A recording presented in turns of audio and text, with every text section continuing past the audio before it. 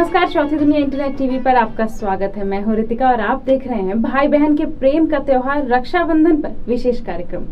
दरअसल रक्षाबंधन भाई बहन के प्यार को जताने का त्योहार है। इस दिन बहनें अपने भाइयों की कलाई पर राखी बांधती हैं और बदले में भाई उन्हें प्यार और आशीर्वाद के साथ जीवन भर उनकी रक्षा करने का वायदा देते हैं।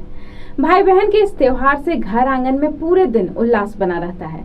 लेकिन इस स्नेह पर्व की शुरुआत कहां से और कैसे हुई, हम ये जानने की कोशिश करते हैं। आइए देखते हैं।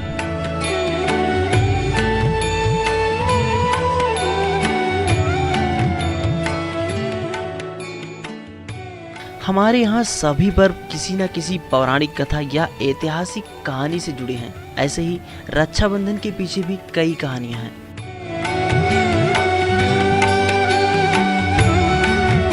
भविष्य पुराण के अनुसार देव और दानव के युद्ध में जब दानव हावी हो रहे थे, तब भगवान इंद्र घबराकर बृहस्पति के पास श्रावण पूर्णिमा के दिन गए। वहां पर इंद्र की पत्नी इंद्राणी ने मंत्रों की शक्ति देकर रेशम का धागा पति के हाथ पर बांधा था, जिससे इंद्र ने लड़ाई में विजय पाई। ये प्रथा तब से है और तब से ही राखी का धागा धन, शक्ति, हर्ष और विजय का प्रदाता माना गया है। इससे अलग स्कंद पुराण, पद्म पुराण और श्रीमद् भागवत में वामना अवतार कथा रक्षाबंधन से जुड़ी है। दानवों के राजा बलि ने 100 यज्ञ पूरे कर स्वर्ग छीनना चाहा, तो देव ने भगवान विष्णु से मदद मांगी। भगवान ने ब्राह्मण बनकर राजा बलि से भिक्षा में आकाश, पाताल और धरती 3 पग में नाप कर ले ली और उसे रसातल में भेज दिया।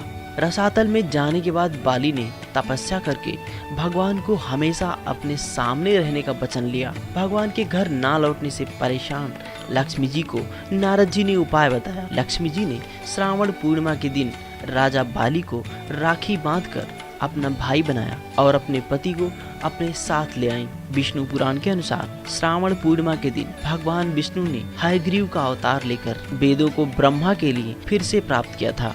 हयग्रीव को विद्या और बुद्धि का प्रतीक माना जाता है। इतिहास में महारानी कर्मवती को बहादुर शाह द्वारा मेवाड़ पर आशंकित हमले की सूचना मिली। लड़ने में असमर्थ रानी ने मुगल राजा हुमायूं को राखी भेजकर रक्षा याचना की। हुमायूं ने राखी की लाज रखते हुए मेवाड़ आकर बहादुर शाह के विरुद्ध लड़ाई लड़ते हुए कर्मवती और उसके राज्य की रक्षा की। कहते ये भी हैं कि सिकंदर की पत्नी ने अपने पति की हिंदू शत्रु पुरवास को राखी बांधकर युद्ध में सिकंदर को न मारने का वचन लिया था, जिसे पुरवास ने निभाया। महाभारत में भी जब युधिष्ठिर ने भगवान कृष्ण से संकटों को पार पाने का तरीका पूछा, तो उन्होंने राखी का त्योहार मनाने की सलाह दी थी। इस समय द्रौपदी द्वारा कृष्ण को और कुंती द्वारा अभिमन्यु को राखी बांधा था। महाभारत से ही जब कृष्ण ने सुदर्शन चक्र से शिशुपाल का वध किया, तब उनकी तर्जनी में चोट आ गई। द्रौपदी ने उस समय अपनी साड़ी फाड़कर उनकी उंगली में पट्टी बांध दी। ये श्रावण पूर्णिमा का दिन था। कृष्ण ने इसी उपकार का बदला चीरहरण के समय द्रौपदी की रक्षा कर चुकाया। कहते हैं परस्पर एक दूसरे की रक्षा और सहयोग की भावना रक्षाबंधन के पर्व पर यहीं से आन मिली। प्राचीन काल में गुरुकुल में छात्र की शिक्षा पूरी होने के बाद आचार्य से आशीर्वाद पाने के लिए रक्षा सूत्र बांधता था और आचार्य अपने छात्र को उसके दिए ज्ञान की गरिमा बरकरार रखने के लिए रक्षा सूत्र बांधता था। इसी परंपरा के अनुरूप आज भी किसी धार्मिक विधि विधान से पूर्व पुरोहित यजमान को रक्षा सूत्र बांधता है और यजमान पुरोहित को। इस प्रकार दोनों एक दूसरे की सम्मान की रक्षा करने के लिए परस्पर एक दूसरे को अपने बंधन में बांधते हैं। 1947 में भारतीय स्वतंत्रता संग्राम में जन जागरण के लिए भी रक्षाबंधन का सहारा लिया गया। श्री रविंद्रनाथ ठाकुर ने बंग भंग का विरोध करते समय रक्षाबंधन त्योहार को बंगाल निवासियों के पारस्परिक भाईचारे और एकता का प्रतीक बनाकर इसका राजनीतिक उपयोग किया। ये राखी बंधन है ऐसा, ये राखी बंधन है ऐसा, ये राखी बंधन है ऐसा, ये राखी बंधन है ऐसा।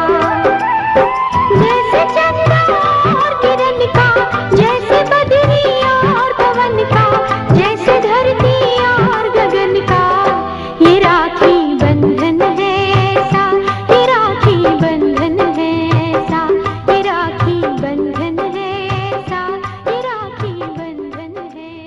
तो देखा आपने हमारे देश के स्वर्णिम इतिहास में रक्षाबंधन को लेकर कितनी कहानियां कही गई हैं। खुशी की बात यह है कि हम इन सभी कहानियों को पूरे दिल से मानते हैं। इससे ये पता चलता है कि हमारी संस्कृति कितनी समृद्ध है और हम हिंदुस्तानी अपने तीज त्योहारों और संस्कृति से कितना प्यार करते हैं। अब हम आपको बताते हैं कि भाई बहन के प्रेम का ये त्योहार रक्षाबंधन किस तरह मनाया जाता है। मेरे भैया मेरे चंदा मेरे अनमोल रतन, तेरे बदले मैं ज़माने की कोई चीज़ न लूं। श्रावण की आखिरी पूर्णिमा के दिन रक्षाबंधन पर्व मनाया जाता है। घरों, गलियों, मोहल्लों में रक्षाबंधन का उत्साह सुबह से ही रहता है। नहा धोकर बहनें पूजा की थाली सजाती हैं। थाली में राखी के साथ रोली या हल्दी, चावल, दीपक, मिठाई लेकर पहले अभिष्ट देवता की पूजा की जाती है और फिर रोली या हल्दी से भाई को टीका कर अक्षत लगाती हैं और आरती उतारती हैं। तब भाइयों के दहनी कलाई पर राखी बांधकर बहनें पैसे न्यौछावर करके उस पैसे को गरीबों में बांटती हैं। तेरे सासों की कसम खा के हवा चलती है, तेरे चेहरे की झलक पाके बाहर आती है, एक पल भी मेरी नजरों। राखी कच्चे सूत जैसे सस्ती वस्तु से लेकर रंगीन कलावे, रेशमी धागे तथा सोने या चांदी की भी हो सकती है। कई जगहों पर भाई के कान के ऊपर भोजली भी की जाती है। बहन की रक्षा का वादा करते हुए भाई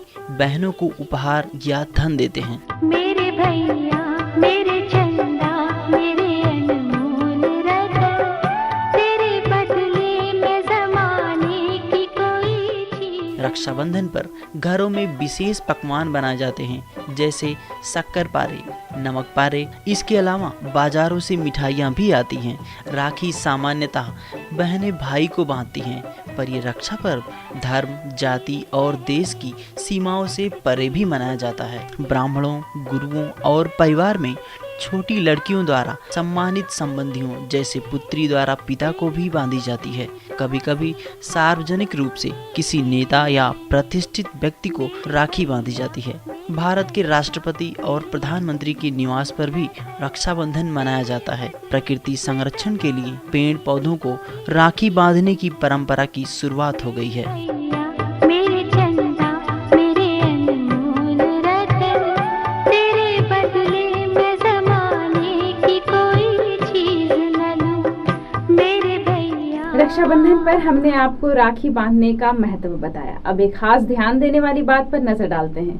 हम आपको बता रहे हैं कि इस साल रक्षाबंधन के दिन कौन से समय अपने भाई को राखी बांधना उचित होगा।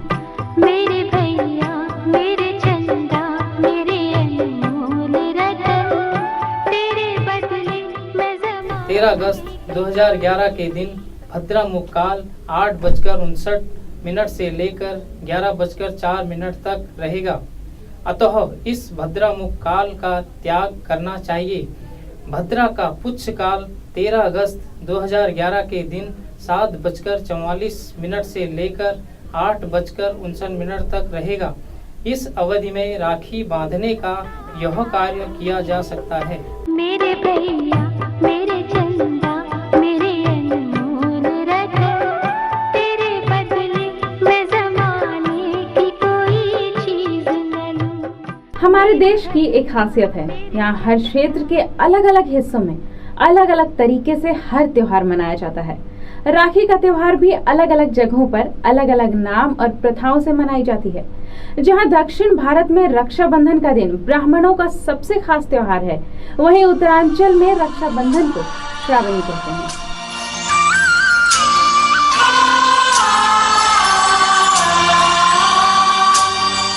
रक्षाबंधन के दिन विशेष तौर पर बहन भाई को राखी बांधती है, लेकिन इसके अलावा और भी प्रथाएं हैं जो देश के अलग अलग हिस्सों में प्रचलित हैं।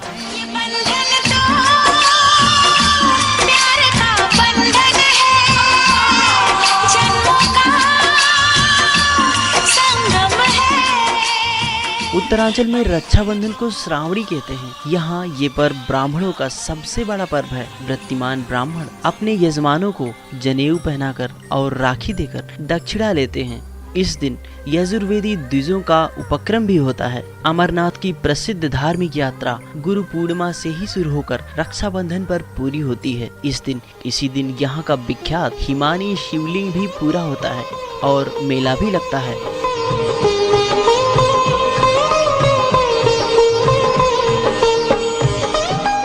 महाराष्ट्र में रक्षाबंधन को नारियल पूर्णिमा या श्रावणी कहते हैं। इस दिन समुद्र की पूजा करने की परंपरा है। वरुण देवता को नारियल चढ़ाकर जनेऊ बदलने की प्रथा है। इस दिन मुंबई के तट नारियल फल से भर जाते हैं। कला संस्कृति से समृद्ध राजस्थान में राम राखी और चूड़ा राखी या लूम्बा राखी बांधा जाता है। राम राखी केवल भगवान को बांधी जाती है। चूड़ा राखी या लूम्बा भाभीियों के प्रति प्रेम जताती है। ये राखी भाभीियों की चूड़ियों में बांधी जाती है। यहाँ राखी बांधने से पहले राखियों को दूध में भिगोकर उन्हें शुद्ध किया जाता है। राजधानी जोधपुर में रक्षाबंधन पर विशेष पूजा हवन और धार्मिक अनुष्ठान की जाती है और फिर राखी बांधने के बाद ही भोजन किया जाता है।